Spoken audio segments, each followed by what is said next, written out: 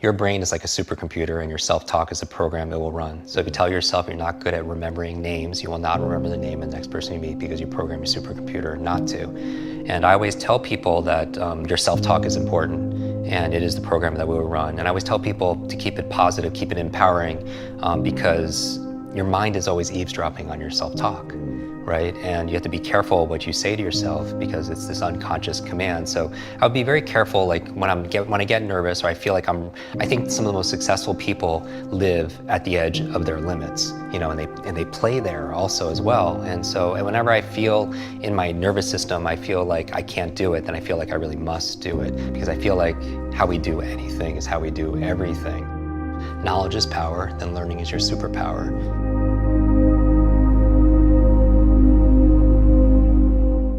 I had the brain injury when I was 5 years old, and I suffered all through elementary school, all through middle school, all through high school, and so it was like a good 14 years and a lot of it was, you know, this thing where it's, even as a young age, maybe I was pretending that everything was fine and I'd be struggling. It's kind of like that metaphor of a duck on a pond and you see it's like all calm and relaxed, but underneath it's just like hustling really, really fast. And people don't always see what's below the iceberg. But for me, I struggled privately.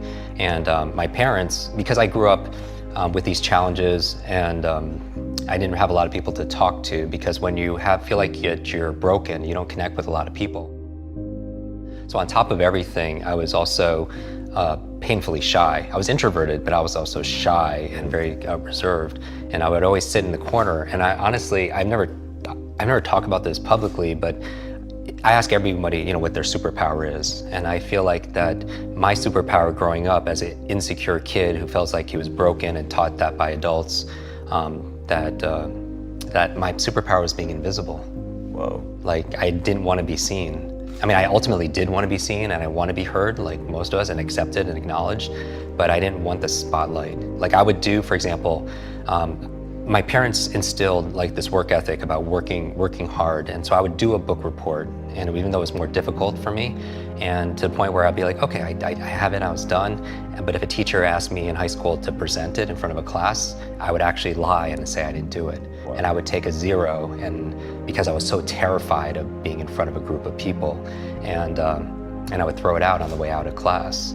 I think as they say, what you practice in private, they say you're rewarded for in public, but you have to do the work. And I think that's where I got my work ethic. The challenges is growing up with a brain injury and labeled the boy with a broken brain. I had to work so much harder as everybody else, and you wonder why you're not getting those results.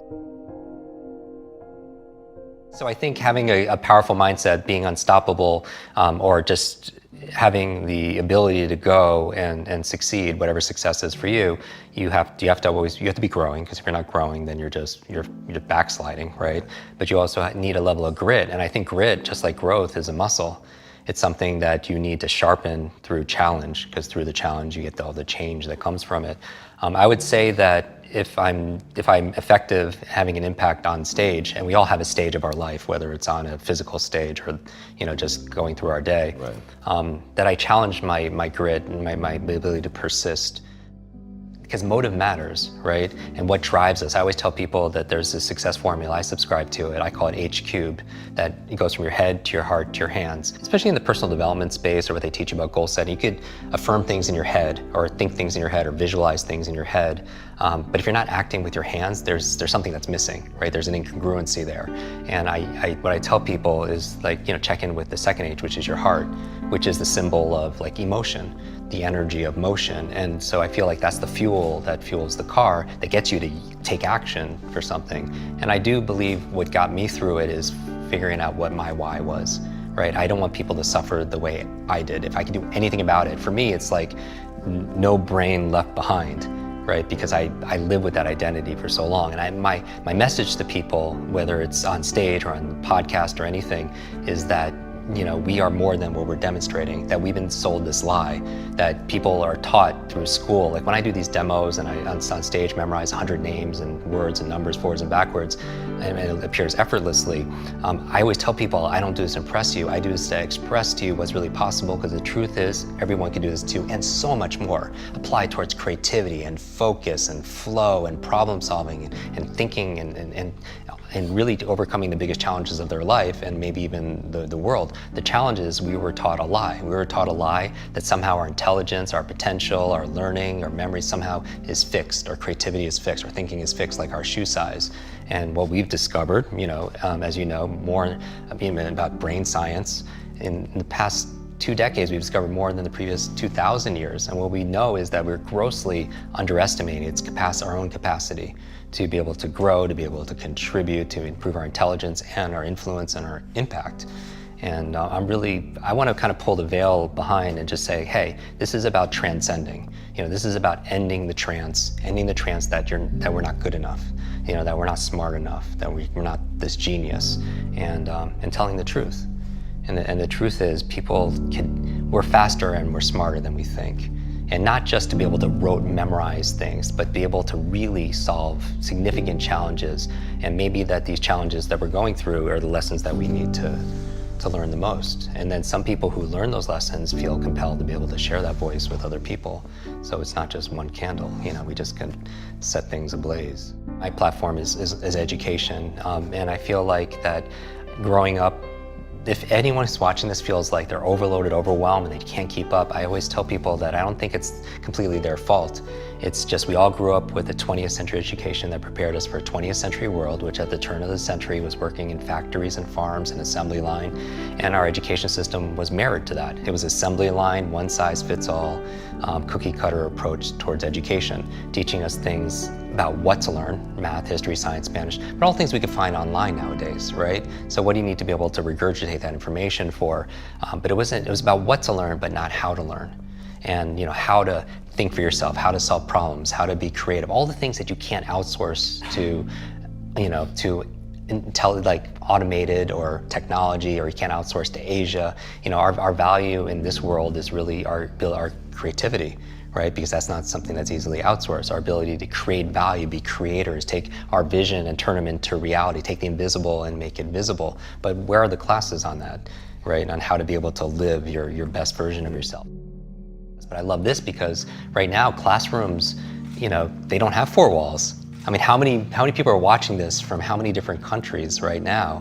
And you never know who's listening on the other side. And that motivates, inspires the heck out of me. Because what if someone right now is watching this on their smart device and they're in the middle of some like a third world country and they become the next Malala or Elon Musk or what have you. Right. And that's what really juices me. And so education, I feel like a lot of people feel like that when they graduate school, their learning is done. Mm. In fact, the 2 big dips in cognitive performance is usually when people graduate school, and the second one is when they retire.